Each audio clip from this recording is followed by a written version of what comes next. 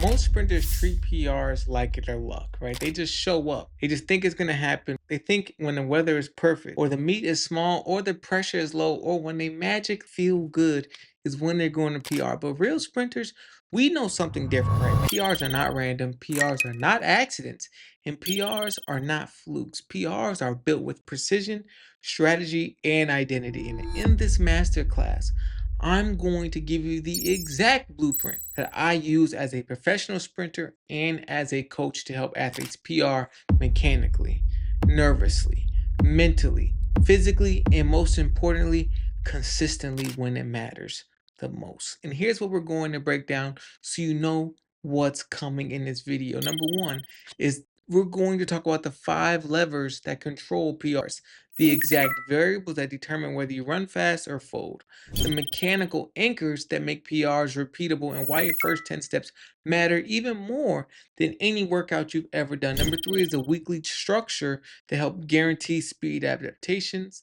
I call this the 3-day sprint university model that's used in my free community. And number 4 is the freshness formula, right? The real reason why athletes feel slow and how to fix it overnight. Number 5 is PR model, the step-by-step race execution from 0 to 100 meters so you know exactly why your mechanics collapse under pressure. Number 6 is the 7-day PR routine, what to do days leading up to the meet so your body peaks at the right moment, and the identity shift that makes all of this stick together. Because you can't PR if you don't run consistently with an identity that's inconsistent in who you are as an athlete. My name is Lawrence L. Johnson. I'm a professional sprinter, multiple time All-American, and former dual sport D1 athlete. And this year I placed 9th at the USA Championships and ran my first win-aided sub-10 performance.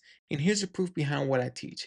Every athlete who I trained with on a one-on-one basis for at least 6 months has set a new personal record either on the track or in one of our speed testing metrics, because results don't lie. So if you watch this masterclass, you will walk away with a system that is repeatable, predictable, and a system that a professional sprinter used to run PRs on demand. Now let's dive in. These are the 5 tactical levers that control consistent performance. If you pull all 5 together, you're going to PR. But if you let one slip, you'll probably plateau.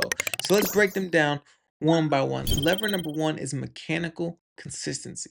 This is the invisible PR killers, because sprinters don't need perfect mechanics. Sprinters need reliable mechanics, the same pattern every rep. These are the 3 mechanical anchors that you need to focus on. Number 1 is your first 10 steps. If these change, everything changes. So your first 10 steps must follow forward projection, low shin angles, a push pattern that you recognize. This is so important. If you can't recognize your push pattern, you will never be able to recreate it. And you want to have a gradual rise over 30 meters, because you want a predictable first 10 steps, which is going to give you a predictable race. Number 2, upright max velocity patterns. This is top speed consistency, and this comes from posture, rhythm, relaxation, and stiff ground contact times.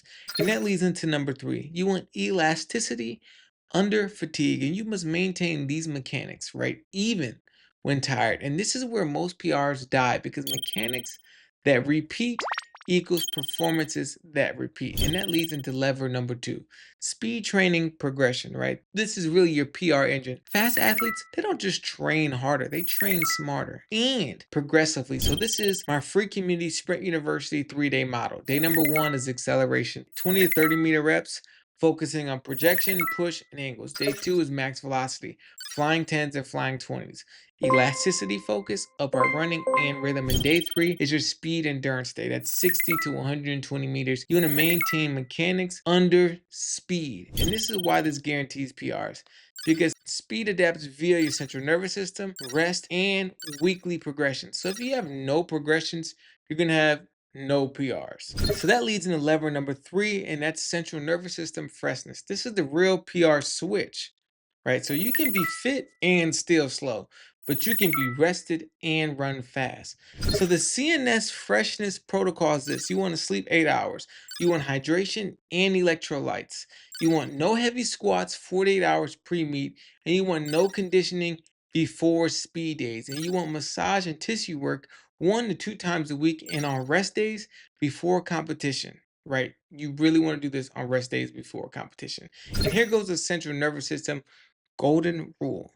Fast is a nervous system sport. And if your central nervous system is cooked, you're cooked. So that leads in lever number 4, race model execution. You want to have a PR on demand. And this is the predictable pattern of a PR race. The 100-meter race model is this, right? 0 to 10 meters. It's all about projection and push.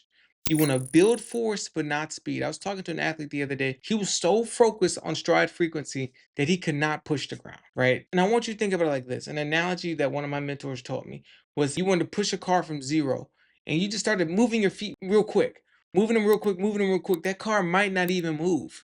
But if you wanted to push that car, that foot and ground contact time would be longer and your stride frequency would be slower. But as that car started to move, the frequency is a result of how hard you push into the ground just to keep that car moving. So athletes focusing on the frequency, it's almost guaranteeing. Well, for most cases, I can't guarantee it, but for most cases, like 99% of the time, you're focusing on the wrong side of the equation. So 10 to 40 meters is your transition phase. It's when you have a gradual rise with stiff ground contact times. 40 to 70 meters is max velocity, relaxed jaw, tall posture, and front side mechanics. And you want to let the speed happen. And 70 to 100 meters is your speed maintenance. You don't reach, you don't want to be tense, you just want to maintain posture and rhythm. And this is exactly what your best races will always follow. And that leaves an identity number 5 or lever number 5. This is your PR multiplier because you can't run consistent PRs with the identity of an inconsistent athlete.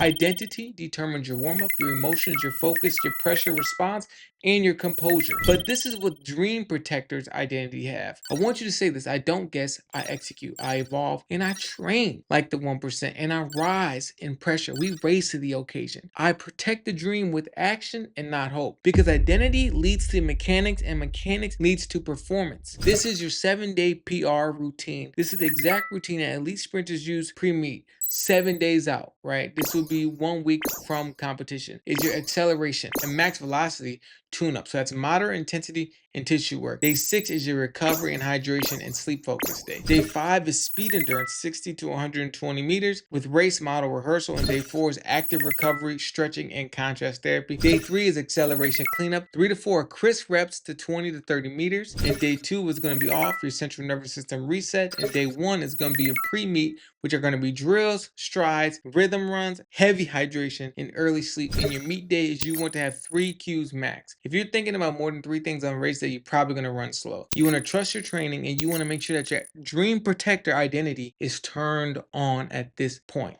Because PRs don't just come from talent, they come from alignment. And you want to align your mechanics, your training, your central nervous system, your execution, and identity. When you do that, PRs don't just become something you hope for, they become something you create. If you follow this blueprint, your performances won't just improve, they will improve consistently, predictably, and confidently. Because this is what dream protectors do. We don't guess, we don't hope, and we don't wait for the perfect time or the perfect conditions. We execute regardless of what all is happening around us. So if you found this video helpful and you want to be the 1% that actually protect their dreams, you can do that by joining my free community called Sprint University, where there's a group of sprinters all working together for free. Make sure you subscribe because we will post another video in the next 48 hours.